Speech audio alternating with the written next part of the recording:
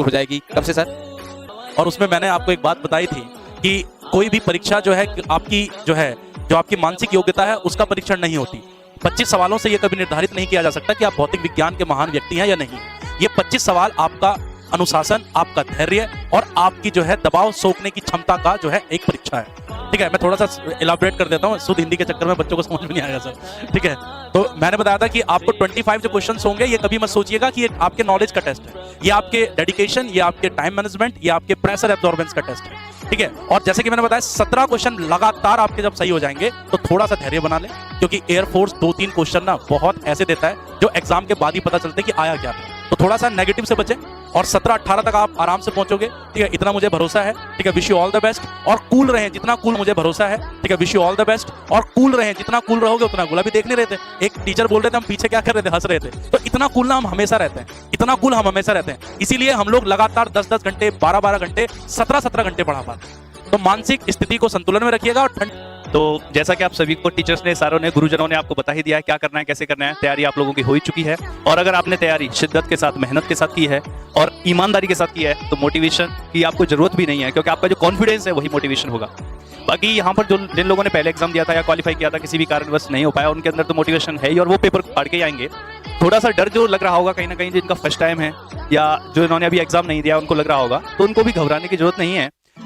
देखिए, आपने जो मेहनत की है ना, अपनी मेहनत पर भरोसा रखो और जाकर के एग्जाम को फोड़ करके आओ।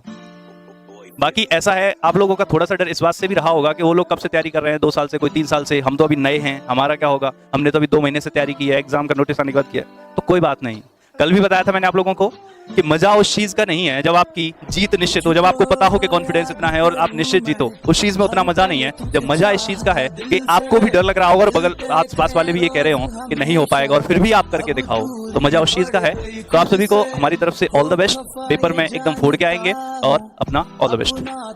विक्रांत सर बिल्कुल आ जाइए।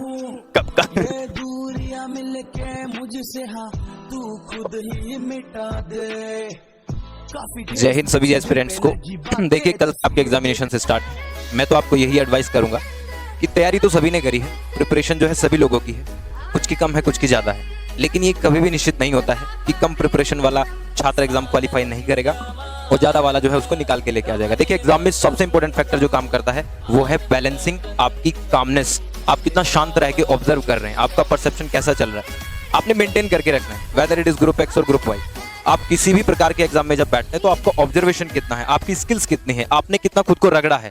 और आप देखिए, डिफिकल्टी आएगी, मैं आपको बोलता हूं एग्जाम ऐसा हो ही नहीं सकता, कोई भी एग्जाम हो कि इजीली पास हो जाए, इजीली क्रॉस ओवर हो जाए। ठीक है, उसमें डंप्स आते ही आते हैं, कुछ क्षण ऐसे आएंगे जब माथे पे आप ऐसा करोगे, फंस जाओगे, लेकिन वहां से निकल के जो बंदा परचम लहराएगा वही तो विनर है। तो आप जो हैं शांत रहें, बैलेंस करें, खुद को ऑब्जर्व करें और अपनी स्किल्स का यूज करें। ठीक है, फंसते हैं तो विश्वास रखें कि ये चीजें मैंने मॉक में करी हुई हैं, सर लोगों की क्लास में ऐसे पजल्स हमने 1000 बारी सॉल्व किए हुए हैं, तो हम बच के निकल जाएंगे। जिसका ऐसा ट्रस्ट चलेगा ना वो निकल जाएगा। ठीक है, तो बैलेंस, ऑब्जर्वेशन और अपनी स्किल्स का यूज और सबसे जरूरी खुद पे ट्रस्ट।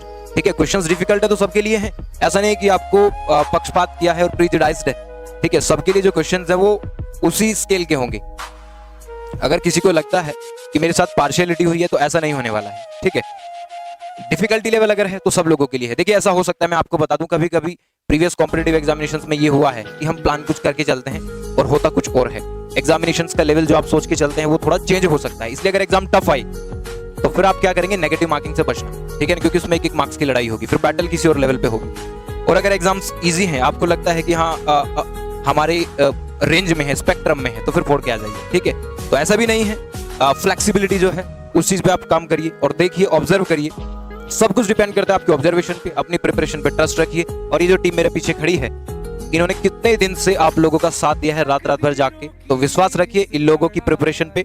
जो इन्होंने कंटेंट आपको दिया है सेम डिट्टो आपको फंसने वाला है। The each and every question will be from previous year, ये बात पक्का है। ठीक है ना, कुछ भी नया नहीं आने वाला है। इसलिए अभी संदीप सर ने थोड़ी देर पहले बोला, मैं स्टूडियो से ही सुन रहा था कि शांत होकर सो जाइए भी। ठीक है ना, ट्रस्ट रखिए खुद पे, रिपीटेड होगा, सब कुछ प्रीवियस ईयर होगा, आपके स्केल में होगा, आपके रेंज में होगा।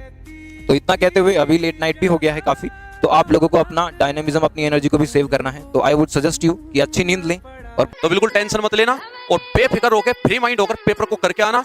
संजीव सर ने फेज 2 के बारे में आपको बता ही दिया है फेज 2 की तैयारी बहुत बड़े स्तर पर शुरू कर दी गई है, ग्राउंड तैयार आपका हो चुका है। लेकिन ये कहता हूं बच्चे जब आएंगे तो संजीव सर भी अवेलेबल जीडी के अंदर होंगे। संजीव सर तो कराएंगे, विक्रांत सर है और रोजर सर। अरे यार, ठीक है, तो आप सारे क्वेश्चंस अपने यहाँ पर भेज देंगे, ठीक है, और इसी नंबर पे भेजना है स्पेशली, क्योंकि यही नंबर स्पेशली इसी चीज के लिए रखा गया है। तो इस नंबर पे आप अपने क्वेश्चंस को भेज देंगे, ठीक है। तो चलिए बस यहीं तक। हाँ, और देखिए एक चीज़ बिल्कुल ये सही बोली है इब्राहिम सर ने कि बहुत बार ऐसा होता है कि आदमी को दुख और दर्द तो चलते रहते हैं, लेकिन अगर आप साथ में मिलकर खुश रहें तो जीवन यूं ही बीत जाता है। पता नहीं भरोसा कितने दिन का है। मेरे हिसाब से यूं ही हंसते रहिए, मुस्कुराते रहिए, और मिलकर फिर आप लोगों से कल के लिए, तब तक के लिए सभी बच्चों को हमारी तरफ से जय हिंद और जय भारत। तो ऑल द वेरी बेस्ट।